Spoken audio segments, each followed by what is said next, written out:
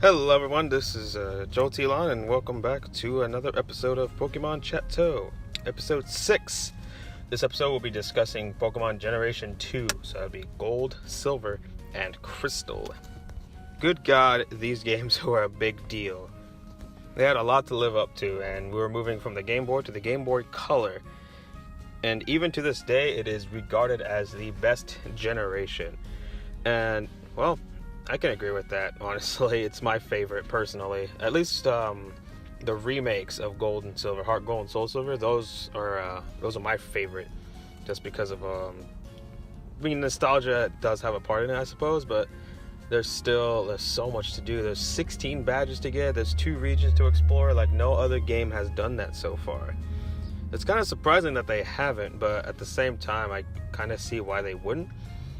It's kind of like they don't want to have a game with every region in it, because then what would be the point of going back to the other games or buying any other Pokemon? If they were going to do that, it would be the final Pokemon game ever. Pokemon Gold and Silver takes place right after, it's a couple years after the first games. You play as a new guy, a new protagonist, and you live just on the other side of some mountains where Kanto is. Like the last game, the story is pretty simple. Not much really happens until you run into Team Rocket, who's back at their antics. This time, trying to get a hold of Giovanni, who disappeared from the last game. And you stop him along with Lance, which is an awesome team up. And that's pretty much it. You just go and get all 8 badges, go to the Elite Four, defeat Lance, and then you get to go to Kanto again and get 8 more badges, which is still like the coolest thing they've done in a Pokemon game, in my opinion. Then after all that, there's a freaking amazing battle with Red, who is still the toughest opponent in Pokemon history. That's in a major series, a main series game, and that is not like in a battle tree or something. He has like level 80 plus Pokemon, which is ridiculous, and his theme is awesome. But it's shared with Lance's, but it's still an amazing theme. But I do prefer against Blue in the previous game of his championship theme. Red was always something to look forward to when you beat that game.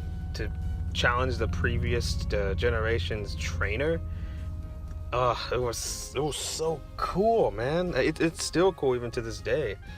And they bring him back a lot more, but back then it was like it's the best way to implement it, because it was like what they did with Sun and Moon. They kind of just brought him back for nostalgia's sake, which, don't get me wrong, I love that they brought him back, but it seems more personal in Gold and Silver when you battle him again. It's just oof. And he doesn't even say anything when you challenge him. It's just dots. Battle starts, and when you beat him, just more dots. Like, no words need to be said for this battle. It's just that amazing. Blue also makes a return, and he's the Viridian City gym leader, taking place over Giovanni, which is really awesome. And one of my favorite things about that is his team is not just a one-type team. He has a very diverse team, like he did in the previous game, which makes him a lot different from literally every other gym in that game, where they have one specific type.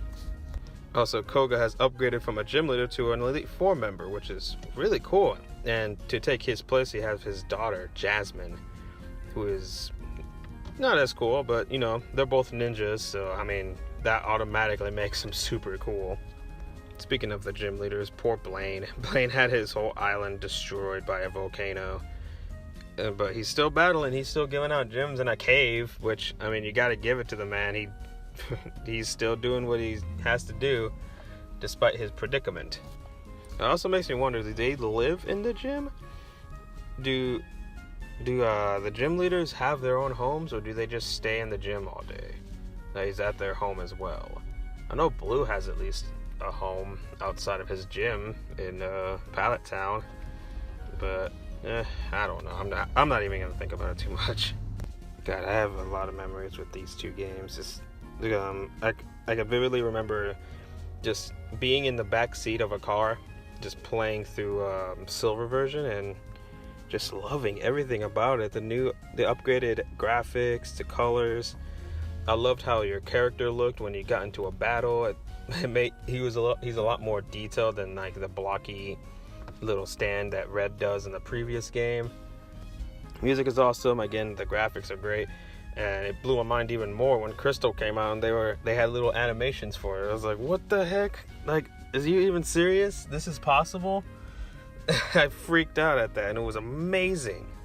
So amazing, in fact, that the next generation didn't have moving sprites until the upgraded version of that game. Ruby and Sapphire didn't have animated sprites, but Emerald did, so it was kind of weird that the previous game had those, but the next game didn't. There's obviously a lot more to say about this game, but a lot of the entries I have today go over some of the stuff I want to talk about, so I'll just talk about it there and then instead of repeating myself. Alright, let's start with the polls this week. This week it was pretty similar to the Gen 1 poll. Which game did you play out of them? Gold, Silver, or Crystal? On Twitter we had 6 votes, with Gold 17%, Silver 33%, and Crystal 50%. And on Amino we had 39 votes, with Gold 41%, Silver 23.1%, and Crystal 35.9%. You know what? Like, just based on the colors, I would have thought that Silver would be more popular, because that's the game I picked, at least. But I guess Gold was the winner, and Crystal. I mean, I can't blame people with Crystal. Crystal is just awesome. It's still of the Game Boy games, it's the most expensive, though. Thankfully, it's gone down since the re-release. And yeah, speaking of that, it's kind of like when you want to go back to these games, you want to do like Heart Gold and Soul Silver, just because they're so much better. What sucks is that they're so expensive, and if you want to, the cheaper ones would be the physical cartridge of Gold and Silver. That was until they released them on the eShop finally. So if you want to go back to the very first Gold, Silver, and Crystal, I recommend that, because you don't have to worry about having to change the battery. And the Pokemon you catch and all that, you can transfer them to the newest Pokemon game, so they wouldn't be stuck in the old cartridges. In response to the polls, we have 2 comments. One by DWatchRow, and in parentheses, DragonRow1. He said, I saw Pokemon Gold for the 3DS at the store. Well, I didn't have enough money to buy it. I'm assuming you're talking about Heart Gold for the DS. And yeah, to this day, of the primary main series games, Heart Gold and Soul Silver are still the most expensive, going for about $55 to $60 each. And that's not even including the Pokewalker, which is ridiculous. And thankfully, I have my copies, and I have 1 Pokewalker, so there's that. But yeah, again, man, if you want to play Gold and Silver, just go with the eShop one. It's just a better deal and more convenient. But if you really want to go for Heart Gold, Soul Silver, I think it's worth it. It's just really expensive, unfortunately. The other comment for the polls is Amazing Alolan Raichu again. He's back by saying, none, I have Heart Gold, but that's Gen 4. So he didn't play the initial Gen 2 games, which is fine. I mean, if you really want to experience it again, just go to the eShop. And don't worry about the physical games. It's not really worth it unless you really want to. Well, I'm getting them. I have them just because I want every game physically, but I'm not going to be really playing them. I just kind of have them for my collection. We have a lot of people saying quite a bit about Generation 2, so let's just start with Marcus the Decidui. He said, oh yeah, all this is on Amino. I didn't get anything from Twitter or Discord this time around. Anyways, he said, due to the newly introduced Dark and Steel types, there are more ways to take down the Psychic types, which were unmatched in Gen 1. Gen 2 also split Special into Special Defense and Special Attack, making Psychic types not as OP as they were. The 2 types also made Fighting types, which weren't that good in Generation 1, more useful. Yeah, I can definitely agree with you there.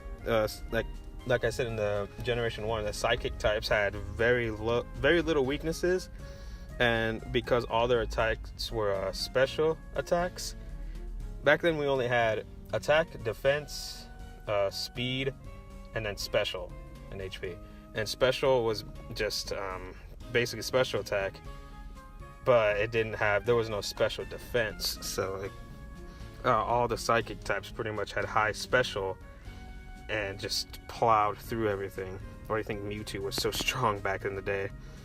So that's what with dark types and steel types, dark types are completely immune to psychic, and steel types are resistant, which is really cool. And like you said about the fighting types, yeah, both of those are weak to fighting. So that boosts up fighting quite a bit as well, instead of just being good against rock and normal types. And the split and special really helped balance this game out. It just makes it easier to understand, in my opinion. Next up we have Mr. Fedoro, and he said, Silver was absolutely amazing. Ever since I played it mid last year, I knew no other Pokemon game could surpass it. I mean, the only ones that could surpass the original are the remakes. But yeah, I mean, Generation 2 was just that amazing, and a lot of people, like, that's when it peaked initially, in my opinion. And I'll talk more about like what happened, because Generation 3 is when a lot of people stopped playing, and when we get to that, I'll talk about that and have my own experiences with it. But Generation 2, man, it was like, that's when it was even more crazy than when it was in Generation 1.